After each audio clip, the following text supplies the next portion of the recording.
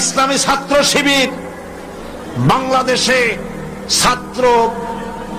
ছাত্র অঙ্গনে শিক্ষা প্রতিষ্ঠানে আল্লাহর এক নিয়ামত, আলহামদুলিল্লাহ বলেন।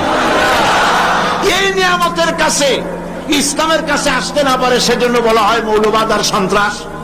যে সমস্ত ছাত্র ছাত্রীরা দ্বীন পেতে চায়, ইসলামে আসতে চায়, তারা যেন ইসলামী ছাত্র শিবিরের কাছে আসতে না পারে, তার জন্য ষড়যন্ত্রমূলক এই বদনাম তারা দেশ শুদ্ধ জড়াইছে।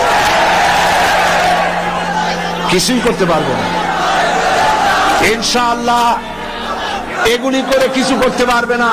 ওরা যেখানে থাকে শিবিরের ছেলেবেলেরা, এরা মাঝে মধ্যে সভ্যেদারি করে। যাই দেখবেন ঘরের পাশে গিয়া জানলার ফাঁক দিয়ে তাকাই দেখেন ওরা কি করে। ভিতরে যাই দেখবেন রাতের বেলা যখন তারা সভ্যেদারি করে, তাহাজ্জুদের নামাজ পড়ে, সাহাবায়ে কেরামদের জীবনী আলোচনা করে আর মুনাজাত করে, সারা রাত কিভাবে ওরা কান্দে একটু তাকাই দেখেন।